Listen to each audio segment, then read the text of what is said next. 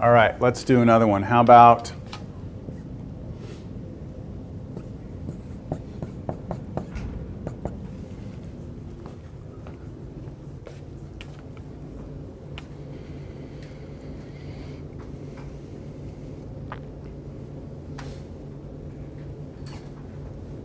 I'll still take volunteers, as long as you haven't answered. Sorry. I want to give everybody the opportunity.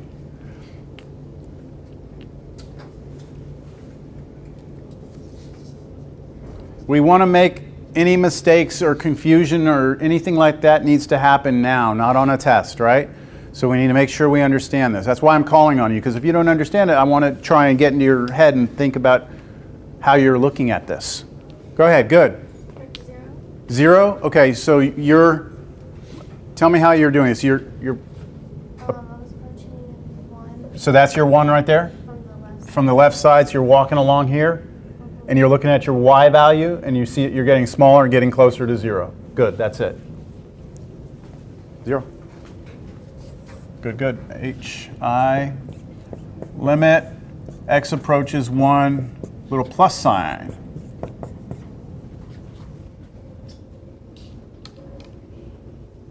What do you got? 2. It's 2.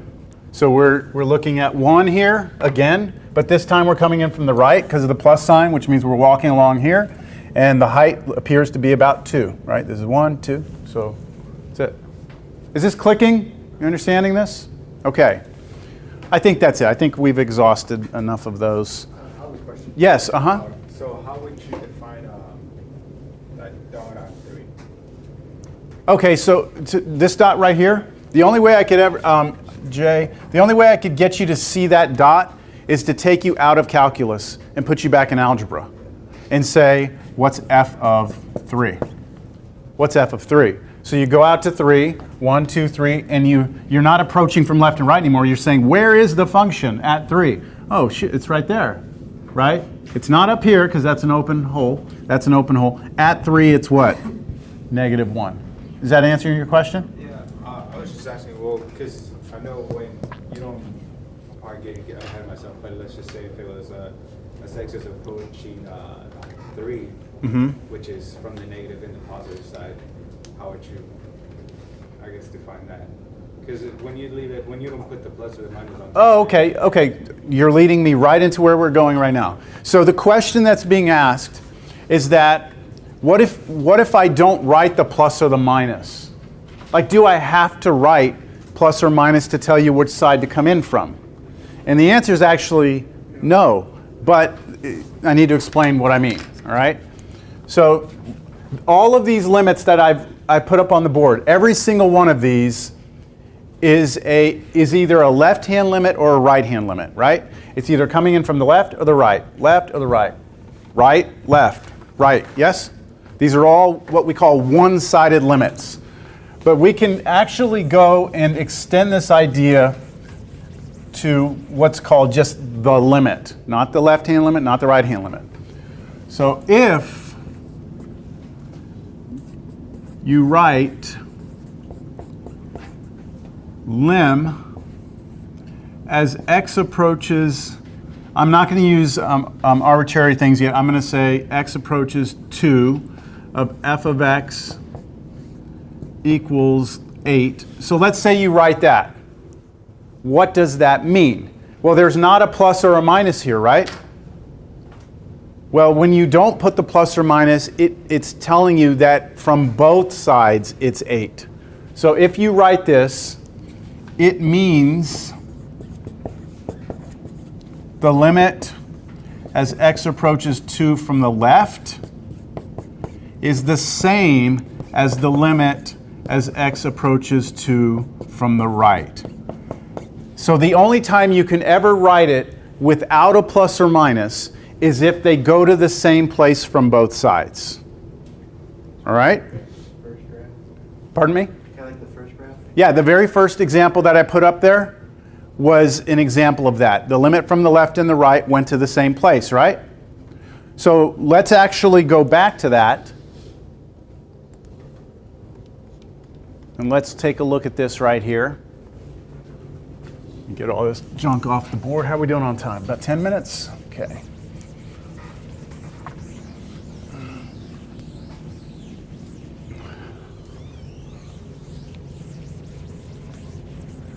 So could I do it here? Could I write limit as x approaches 2 without the plus or minus equals 8? Could I do it here? Yes, I could. I could write limit x approaches 2 of this function equals 8. Check. And of course, we know that f of 2 is 8. That's the algebra question. This is the algebra question. This covers both the left and right-hand limits are covered in one statement, right? Okay. Now, we move to the next one. We've already done this, right? We've already done this. We know that f of 2 is 8. That's algebra. We know that the limit as x approaches 2 from the left of this function is what? 8. We know that the limit as x approaches 2 from the right of this function is what? 4. And see, these two don't match, do they? So if somebody were to ask you right now, what is the limit as x approaches 2 of this function, without giving you the plus or minus, what you would write is this. This does not exist. Does not exist is the answer. Now, it's not undefined. Remember when you said earlier, you said does not exist? Yeah. Okay, we use does not exist for limits. When we're looking algebra-wise, like f of 2, and it's a whole and there's nothing there, then you say undefined. So anytime that this limit does not match up from the left and right, we will put does not exist. And I'll actually abbreviate it D, N, E, because mathematicians are lazy and we like to abbreviate anytime we can, all right? So does not exist. Got it? Okay, tell me about this one. I'm not going to write all these down again. I'm just going to see if you understand what I'm saying. Does the left-hand limit exist? The left-hand limit exists. What is it? 8. Right-hand limit? 4. What is the limit as x approaches 2? Does not exist, because they're not the same, right?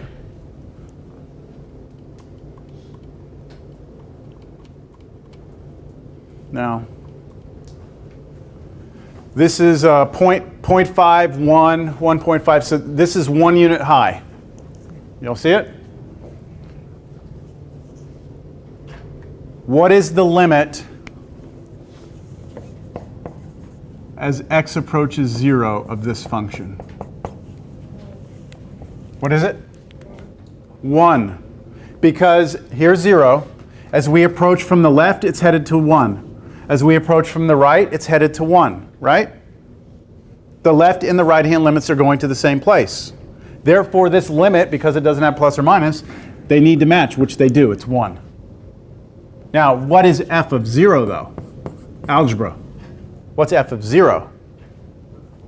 Undefined. See, that's a hole right there. Undefined. Is this all kind of making sense? These different perspectives? Okay, in my last 5 minutes, let me try and explain why we're doing this, because I did promise I would somehow explain what we're doing. Okay, here's the idea. I'll do it really quick. Let's say that we have a profit function, or let's say we have a cost function, or something like that. Anything. The profit function we looked at earlier was that parabola. Remember? But in business, it doesn't have to be a parabola. You could have a profit function that looks like this. Okay, it could look crazy like this. Yes? What we would be interested in a business class is trying to figure out where these points right here are. Because these points, and specifically that one, right? Because that one would give us our most profit, our highest profit. Unfortunately, we don't have a vertex formula the way we did for a parabola, right? The parabola, we had that nice little formula. We could find the highest point, no problems. But for more complicated functions, it's harder to do. So what we do is this. We imagine that if you were to take a line that kind of ran what we call tangent to the curve, it's a line that kind of follows the slope of the curve. Do y'all see these little red little lines I've drawn? Do you see how they kind of follow kind of the steepness, the pitch of the curve? Like if I'm moving up, like at that point, that's my pitch. Here, I'm pitched down, pitched up. Do y'all see that right there? Yes? Okay. Do you notice that at all these blue points, that line would be like this? Do y'all see that? What is the slope of a line that's horizontal? What's the slope of a line that is horizontal? It's 0, isn't it? Okay, so if I wanted to know where these blue points were, I would need to figure out where those red lines had a slope of 0. You following me? But what the heck is the red line? So let me show you what the red line is. Let me get on that graph. Let's say I'm trying to find this little line right here. I'm trying to find the slope of that line. Let's say I'm trying to find that. Here's what I could do. I could start with a point here and a second point here, and I could draw a line between them. We all learned in the previous class that if somebody gives you 2 points, you can draw a line, can't you? Give me 2 points, I can draw a line. In order to create this red line from the blue line, what I have to do is take that point and start moving it closer to this red point. So imagine if I move this blue point over. I'm going to kind of move it over to, let's say here. Wouldn't that line, that new line, be better? Okay, and what if I moved it even closer to like here? Wouldn't that blue line be better, closer to that red one? A better approximation? And what if I move that blue point closer? Wouldn't it even be better? And closer? Now to get the red line, what I have to do is I have to put that blue point here, I have to put it on top of the other one. But there's a major problem with that. Because if somebody gives you 2 points, you can always compute the slope. Right? If somebody gives you 2 points, you can compute the slope. But what if those 2 points are right on top of one another? What happens to this? It's the same point, right? So you can get 0 on the top, and you get 0 on the bottom, aren't you? And that's undefined. Yes? But do you agree that if the point is really, really close, like if I could like zoom in, zoom into that, and I had these points just really close to each other, do you agree that I could draw a line? But that requires that I don't look at what's happening at the point, I have to look at what's happening near the point. And that's what the limit is allowing us to do. The limit is allowing us to step away from being fixed at a point and kind of look at what's happening near it. And so what we'll be able to do is we'll be able to find the slope of that red line by using a limit. It's like, hey, what's the limit? As what happens to this blue line as we approach putting those 2 points on top of one another? Does that kind of make sense? Okay, that's the goal. So that's why we're introducing it. The homework tonight is the handout that I gave you. I would not necessarily encourage you to start the homework for 10-1 yet. Okay, after next class, you can do that homework, all right? Y'all have a good day. I'll see you on, what's today? I don't even know what today is. Yeah, I'll see you Thursday.